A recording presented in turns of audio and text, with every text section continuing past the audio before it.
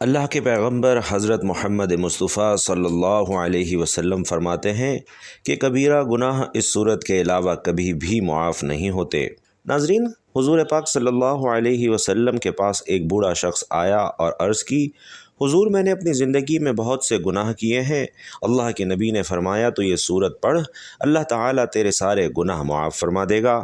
حضرت ابو ذر غفاری رضی اللہ تعالی عنہ روایت کرتے ہیں کہ ایک دن ایک بوڑھا شخص حضور نبی کریم صلی اللہ علیہ وسلم کے حجرہ اقدس کے باہر رو رہا تھا، تو اس کی رونے کی آواز آپ صلی اللہ علیہ وسلم کو بھی سنائی دی۔ آپ صلی اللہ علیہ وسلم باہر تشریف لے آئے اور فرمایا، اے شخص کیوں روتا ہے؟ اس شخص نے عرض کی، یا رسول اللہ صلی اللہ علیہ وسلم، میری ساری زندگی گناہوں میں گزری ہے اور عظیم گناہ رکھتا ہوں، اب وقت آ چکا ہے اور اللہ کے عذاب سے ڈرتا ہوں۔ ناظرین، آپ صلی اللہ علیہ وسلم نے اس سے فرمایا کہ تو کچھ اور کر نہ کر، یہ صورت ضرور پر اللہ تعالیٰ تیرے سارے گناہ معاف فرمائے گا۔ اس شخص نے کہا کہ میرے گناہ بہت بڑے ہیں۔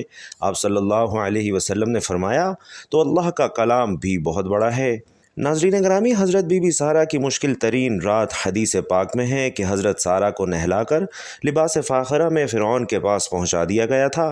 فرعون کمرے میں آیا، حضرت سارہ کی طرف بڑھنے لگا، وہ بستر پر گر گئیں تو فرعون ہنس کے کہنے لگا کہ کام آسان ہو گیا ہے، اور فرعون بستر کی جانب بڑھنے لگا۔ یہ سارا ماجرا دیکھ کر اللہ تبارک و تعالی کی تجلی جوش میں آئی اور پھر ان پر عذاب شروع ہو گیا۔ اس کے پاؤں زمین میں دھنسنے لگے اور بالآخر فرعون حضرت سارہ علیہ السلام سے معافی مانگتا ہوا گڑ گڑانے لگا۔ تب حضرت سارہ نے فرعون کو معاف کیا تاکہ دنیا یہ نہ کہے کہ سارہ نے فرعون کو قتل کیا ہے۔ مدینہ کی عورتوں میں ایک مرتبہ یہ بحث چھڑ گئی کہ عورت کا اصلی زیور کیا ہے۔ کسی نے بولا ہاتھ خالی نہیں ہونا چاہیے، کسی نے بولا کہ ناک خالی نہیں ہونی چاہیے، کسی نے کان بولا تو کسی نے گلا۔ ایک عورت نے کہا آپس میں بحث نہ کریں، اور وہ حضرت فاطمۃ الزہرا رضی اللہ تعالی عنہا کے پاس گئیں اور ان سے پوچھا تو سب عورتیں آپ کے پاس حاضر ہو گئیں۔ اسی طرح کسی نے کہا ہاتھ، گلا، ناک خالی نہیں ہونا چاہیے، تو حضرت فاطمہ رضی اللہ تعالی عنہا نے جواب دیا کہ سب غلط ہے، اور تم سب کا اصلی زیور یعنی عورت کا اصلی زیور اس کی حیا ہے۔ اور ایک مرتبہ ایک بد شکل شخص حضور نبی کریم صلی اللہ علیہ وسلم کی خدمت میں حاضر ہوا۔ اس کی بیوی نہایت حسین اور جمیل تھی، تو آپ صلی اللہ علیہ وسلم نے اس شخص سے پوچھا کہ تیری بیوی تیرے ساتھ کیا برتاؤ کرتی ہے؟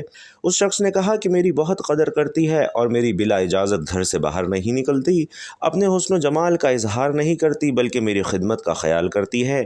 یہ سن کر آپ صلی اللہ علیہ وسلم نے فرمایا، جا اور اس سے کہہ دے کہ وہ جنتی عورتوں میں سے ہے، کیونکہ باوجود حسن و جمال کے اس نے اپنے شوہر کی تابعداری کی ہے، اس کی بدصورتی پر نہیں گئی۔ اور اس حدیث سے معلوم ہوتا ہے کہ شوہر کی خدمت کرنے سے عورت کو جنت حاصل ہوتی ہے، بالخصوص وہ عورتیں جو کہ حسن و جمال میں شوہر سے بڑھ کر ہیں، مگر وہ اپنے حسن و جمال کے فخر کے بجائے اپنے شوہر کی خدمت پر فخر کرتی ہیں۔ ناظرین، حضرت حارث بن حضرت بیان کرتے ہیں کہ میرے والد نے کہا کہ رسول علیہ الصلاۃ والسلام فرماتے ہیں کہ میں نے ملک الموت کو ایک انصاری کے سرہانے بیٹھا ہوا دیکھا، تو کہا کہ اے ملک الموت، میرے صحابی کے ساتھ نرمی کرنا، یہ مومن ہے۔ تو ملک الموت نے عرض کی کہ آپ خوش رہیں، اپنی آنکھیں ٹھنڈی رکھیں، کیونکہ میں ہر مومن کے ساتھ ہی نرمی کرتا ہوں۔ اے اللہ کے رسول صلی اللہ علیہ وسلم، آپ یقین رکھیں کہ جب میں ابن آدم کی روح قبض کرتا ہوں اور اس کے گھر والوں میں سے کوئی چیخ کر روتا ہے تو اس کی روح لے کر کھڑا ہو جاتا ہوں اور سوچتا ہوں کہ یہ کیوں رو رہا ہے۔ اللہ کی قسم، ہم نے اس پر ظلم نہیں کیا، نہ ہی وقت سے پہلے اس کی روح قبض کی ہے۔ اگر یہ اللہ تعالیٰ کی رضا سمجھ کر شکر ادا کریں تو ان کو بہت اجر و ثواب ملے گا، اور اگر یہ چیخ و پکار اور واویلا کریں گے تو گناہ گار ہوں گے۔ ہمیں تو آپ کی طرف بار بار آنا ہے، سو آپ احتیاط کریں۔ میں دن رات تری اور مختلف میدان اور پہاڑ پر ہر گھر پر نظر رکھتا ہوں اور چھوٹے بڑے کو پہچانتا ہوں۔ اے اللہ کے رسول صلی اللہ علیہ وسلم، میں اللہ کی اجازت کے بغیر ایک مچھر کی بھی روح قبض نہیں کرتا۔ حضور اقدس صلی اللہ علیہ وسلم خطبہ ارشاد فرماتے تو کھجور کے ایک تنے سے ٹیک لگا لیتے تھے جو کہ مسجد کے ستون میں سے تھا۔ پھر جب حضور صلی اللہ علیہ وسلم کے لیے ممبر بنا دیا گیا تو آپ اس پر جلوہ گر ہو گئے، تو جس تنے کے پاس آپ خطبہ پڑھتے تھے، ناظرین، وہ تنا رونے لگا۔ قریب تھا کہ وہ پھٹ جاتا۔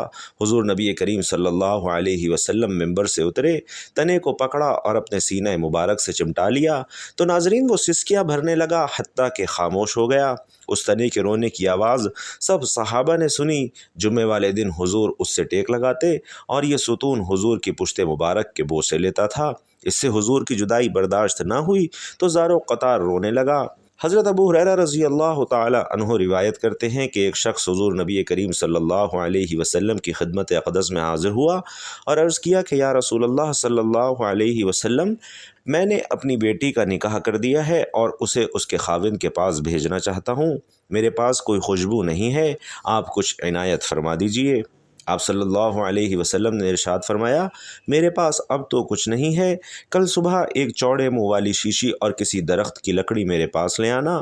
دوسرے روز وہ شخص چوڑے منہ والی شیشی اور ایک لکڑی کا ٹکڑا لے کر آپ کی خدمت اقدس میں حاضر ہوا۔ آپ صلی اللہ علیہ وسلم نے اپنے دونوں ہاتھوں سے اس میں اپنا پسینہ ڈالنا شروع کر دیا یہاں تک کہ وہ شیشی بھر گئی۔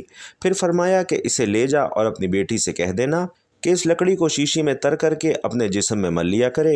پس جب وہ آپ کے پسینہ مبارک کو لگاتی تو تمام اہل مدینہ کو اس کی خوشبو پہنچتی، یہاں تک کہ ان کے گھر کا نام خوشبو والوں کا گھر ہو گیا تھا۔ حضور پاک صلی اللہ علیہ وسلم فرماتے کہ ابلیس کا تخت پانی پر ہے، وہاں سے وہ اپنے لشکر روانہ کرتا ہے اور اس کے نزدیک سب سے زیادہ پسندیدہ شیطان وہ ہوتا ہے جو سب سے زیادہ لوگوں میں فتنہ ڈالتا ہے۔ اس کے لشکر میں ایک آ کر کہتا ہے میں نے ایسا ایسا کام کیا ہے، دوسرا چیلا آ کر کہتا ہے کہ تم نے تو کچھ بھی نہیں کیا، پھر ان میں سے ایک آ کر کہتا ہے کہ میں نے ایک میاں بیوی کے درمیان جھگڑا کروا دیا ہے، تو بڑا شیطان اس کو اپنے قریب کر کے کہتا ہے ہاں تم نے بہت اچھا کام کیا ہے، اور پھر اسے اپنے گلے لگا لیتا ہے۔ ناظرین، طوفان نوح گزر جانے کے بعد حضرت نوح علیہ السلام کی کشتی جودی پہاڑ پر پہنچ کر ٹھہر گئی تو حضرت نوح علیہ السلام روئے۔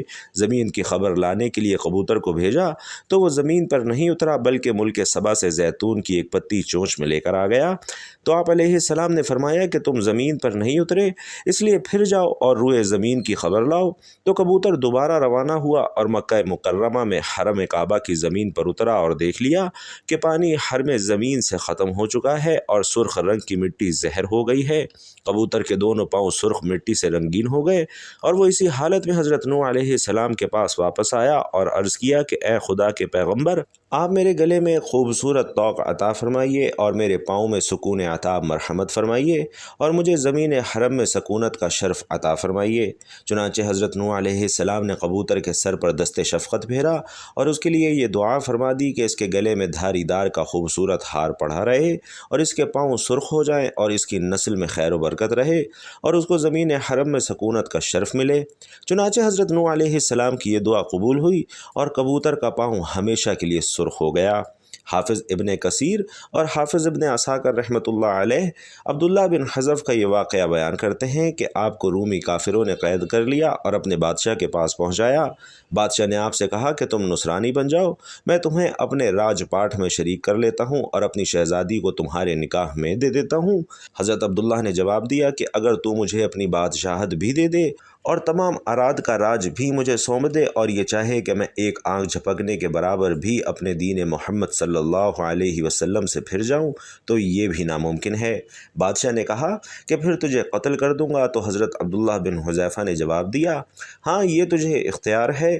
چنانچہ اسی وقت بادشاہ نے حکم دیا اور انہیں صلیب پر چڑھا دیا اور تیر اندازوں نے قریب باحکم بادشاہ کے ہاتھ اور جسم کو چھیدنا شروع کر دیا۔ بار بار کہا جاتا کہ اب بھی نصرانیت قبول کر لو اور پورے صبر و استقلال سے فرماتے جاتے کہ ہرگز نہیں، اور آخر بادشاہ نے طرح طرح کی اذیتیں پہنچائیں لیکن پھر بھی آپ اپنے ایمان پر بنے رہے اور بالآخر بادشاہ کی بھٹی میں چڑھانے کا حکم دیا۔ بھٹی میں لے گئے تو عبداللہ بن حذیفہ کی آنکھوں سے آنسو نکل آئے۔ بادشاہ نے کہا اتنی اذیت دی گئی ہے لیکن اپنے دین محمدی پر ڈٹے ہو تو اب یہ آنسو کیسے؟ تو عبداللہ بن حذیفہ نے فرمایا کہ آج ایک ہی جان ہے جسے راہ خدا میں قربان کر رہا ہوں، کاش میرے پاس 1000 جانیں ہوتی تو میں وہ بھی قربان کر دیتا۔ سبحان اللہ۔ ناظرین، حضرت مالک بن دینار ایک مرتبہ بازار تشریف لے گئے اور حسن اتفاق سے اس وقت سامنے سے بادشاہ سلامت کی سواری آ رہی تھی۔ سواری کو راستہ دلوانے کے لیے پہرے دار لوگوں کو ادھر ادھر ہٹانے کے لیے ایک شور بلند کر رہے تھے۔ حضرت مالک بن دینار رحمۃ اللہ علیہ اس قدر کمزوری محسوس کر رہے تھے کہ انہیں راستے سے ہٹنے میں تھوڑی تاخیر ہو گئی، چنانچہ ایک پہرے دار نے آپ کو زور سے کوڑا مارا۔ تکلیف کی اس حالت میں آپ کے منہ سے اس پہرے دار کے بارے میں یہ کلمہ نکل گیا کہ خدا کرے کہ تیرے ہاتھ کٹوا دیے جائے۔ اور ناظرین، چند ہی روز بعد کسی جرم کی پاداش میں اس پہرے دار کے ہاتھ کٹوا دیے گئے۔ تاہم آپ کو اس کی یہ حالت دیکھ کر انتہائی افسوس ہوا اور آپ نے دل میں کہا کہ کاش قرب کی حالت میں میرے منہ سے پہرے دار کے بارے میں یہ برا کلمہ نہ نکلتا۔ حضرت بی بی آمنہ کے شوہر حضرت عبداللہ کو 6 سال گزر چکے تھے اور حضرت آمنہ اپنے شوہر حضرت عبداللہ کو بہت یاد کرتی تھی، اکثر انہیں یاد کر کے رویا کرتی تھی، لیکن قسمت کا فیصلہ 6 سال گزر چکے اور ابھی تک اپنے شوہر کی قبر پر جانے کا موقع نہ مل سکا۔ آخر بے چین ہو کر ایک دن حضرت عبد المطلب سے کہا کہ بابا جان، میں کچھ دنوں کے لیے اپنے گھر مدینہ جانا چاہتی ہوں۔ حضرت عبد المطلب نے اجازت دی تو اپنی خادمہ ام ایمن اور منشی ایرانی کو لے کر ایک اونٹنی سے چل پڑی۔ 10 دنوں کا سفر کر کے مدینہ منورہ پہنچی اور 1 ماہ کے بعد حضرت آمنہ اپنی والدہ سے اجازت لے کر گھر واپسی کے لیے نکل پڑی تو 3 دن کا سفر طے کرنے کے بعد اچانک بی بی آمنہ کے سینے میں درد ہوا۔ اس وقت مکہ مکرمہ میں مقام ابوا پہنچ چکی تھی، جو کہ ایک بیابان جنگل تھا۔ حضرت آمنہ ام ایمن سے بولیں کہ میرے سینے میں درد ہو رہا ہے۔ حضرت ام ایمن نے اونٹنی کو ایک پہاڑ کے سائے میں بٹھایا اور بی بی آمنہ کو اونٹنی سے اتار کر نیچے سلا دیا اور رفتہ رفتہ سینے کا درد بڑھتا گیا۔ حضرت آمنہ مکہ مکرمہ میں ابوا میں 25 سال کی عمر میں اللہ کو پیاری ہو گئی۔ اس وقت حضور نبی کریم صلی اللہ علیہ وسلم کی عمر مبارک صرف 6 برس تھی اور نبی کریم صلی اللہ علیہ وسلم کی دنیا سے پردہ فرمانے کے بعد حضرت بلال ملک شام چلے گئے اور وہیں بس گئے۔ ایک عرصے بعد خواب میں نبی پاک صلی اللہ علیہ وسلم کی زیارت ہوئی اور فرمایا کہ اے بلال، ہمیں ملنا کیوں چھوڑ دیا ہے؟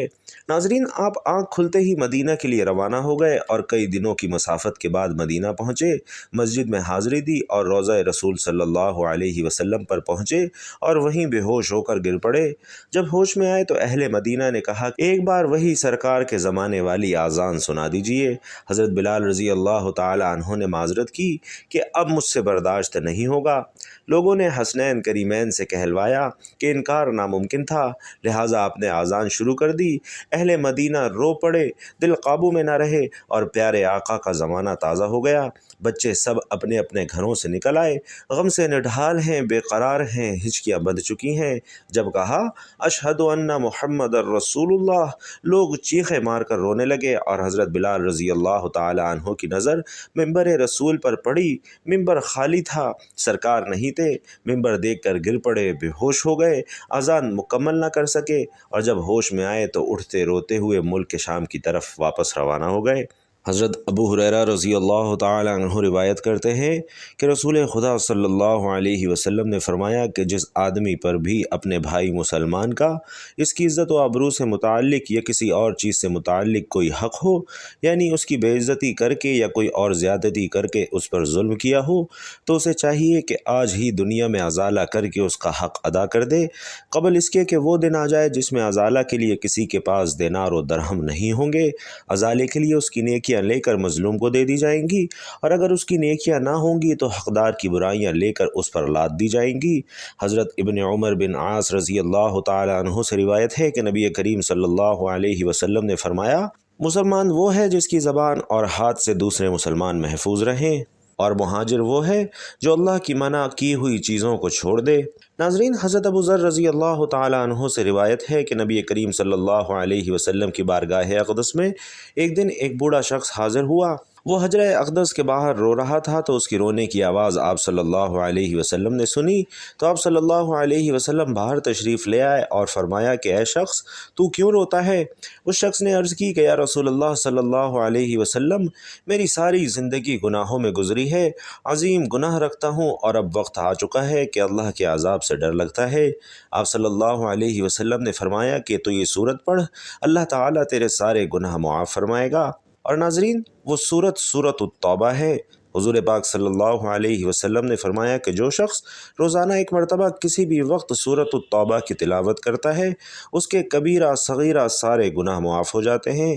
جو انسان اپنے گناہ معاف کروانا چاہتا ہے تو اسے چاہیے کہ وہ روزانہ سورۃ التوبہ کی کسی بھی وقت تلاوت کرے۔ انشاءاللہ اس سورت کی بدولت انسان کے سارے کبیرہ صغیرہ گناہ معاف ہو جاتے ہیں، اور واضح رہے کہ فرائض، واجبات اور دیگر اعمال حسنہ سے صغیرہ گناہ خود بخود معاف ہوتے جاتے ہیں۔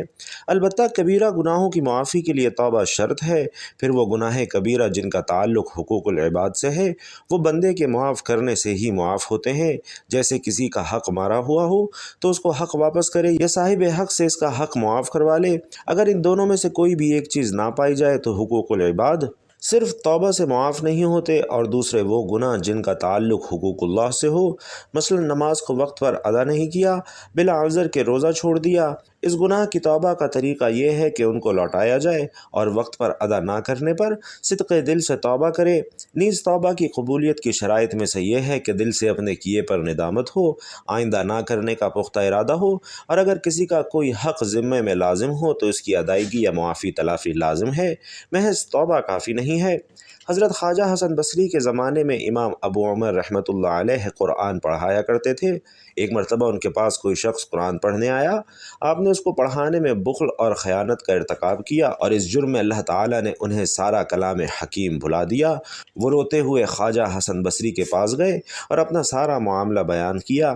خواجہ حسن بصری نے فرمایا کہ اے شخص، تو حج کو روانہ ہو جا، کیونکہ آج کل حج کے ایام ہیں، اور جب تو حج سے فارغ ہو جائے تو مسجد خائف میں ایک بزرگ محراب میں بیٹھے ہوئے ملیں گے، وہ درود و وظائف میں مشغول رہیں گے۔ وہ جب تک اپنے معمولات سے فارغ نہ ہو جائیں تو ان سے بات نہ کرنا، اور جب وہ فارغ ہو جائیں تو تم اپنی حاجت بیان کرنا، ان کی دعا سے پھر تمہیں قرآن حکیم یاد ہو جائے گا۔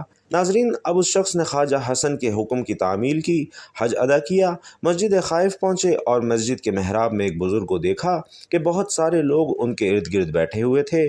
تھوڑی دیر بعد سفید پوش پاکیزہ لباس والا ایک شخص وہاں آیا، سب لوگ اس کے گرد بیٹھ گئے اور کچھ دیر باتیں ہوئیں کہ اتنے میں نماز کا وقت ہو گیا۔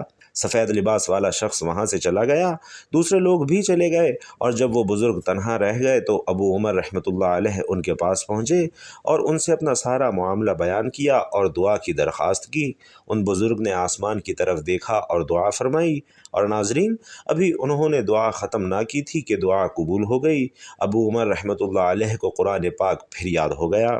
اللہ رب العزت ہم تمام مسلمان بھائی بہنوں کو قرآن پاک پڑھنے، اس کو سمجھنے اور اس پر عمل کرنے کی طاقت اور توفیق مرحمت فرمائے، آمین یا رب العالمین۔ ناظرین کرام، آخر میں آپ سے گزارش ہے کہ اللہ تعالیٰ کے 99 ناموں میں سے کوئی بھی ایک نام کمنٹ باکس میں ضرور لکھیے گا۔